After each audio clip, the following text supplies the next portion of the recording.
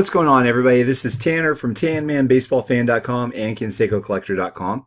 Been thinking a lot about just print runs and how things have been going over the past several years, and I've noted this a few places all over the internet where, for Jose Canseco at least, it seems as though there have been more different Canseco cards released in 2018 than any other year before. I'm curious if that's going to be a trend. Like, is 2019 going to show even more? Is 2020 going to show even more than that? I want to hear what y'all think. If the if the player that you collect, if you've noticed the same thing or not. But also, I wanted to show you all something that I've been researching a little bit as well. Is Canseco autographs, and I'm going to show something right here, which is interesting to me at least. It might not to you.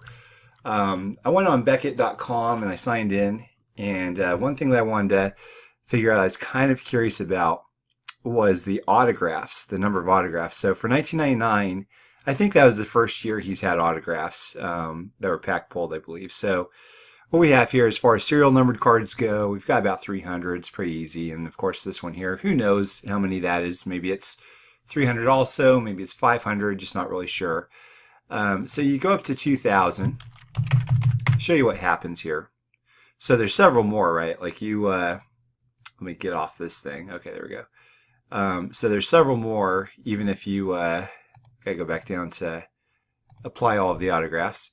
So here's all these. Now, this of course does not count the non-numbered cards, but for the actual numbered cards, the average, or I'm sorry, the total number of all cards that are autographed that were inserted in packs or serial numbered look to be around 800 or so.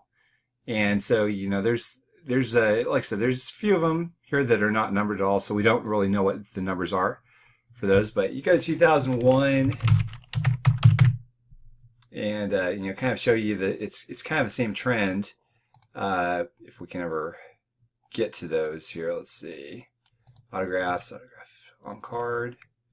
Okay, so for 2001, again, there's some. They're just not numbered, but again, we're just looking at the numbered ones for now.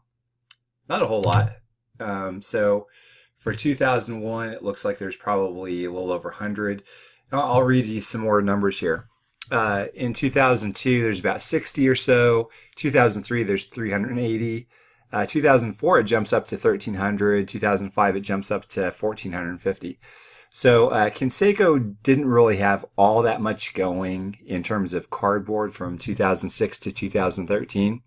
There are some, but I mean, it's basically a gap that you see, like a big gap. So from 1999 to 2005, I believe the total number of cards, let's see if I did this on Blowout. Yeah, so the total number was 4,500 from 1999 to 2005. Now, let's take a look at 2014 just as an example.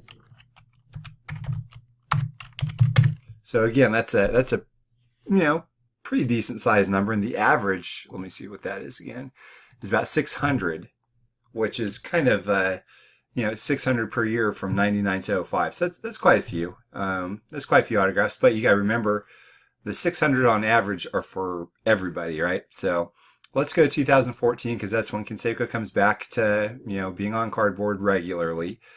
And so you look, and wherever you do all this now, take a look at all this here. This is all the stuff he has on just one single year, the year that he came back. So it's a lot. There's another page there too. You want to go to 2015. We'll go to just the autographs here.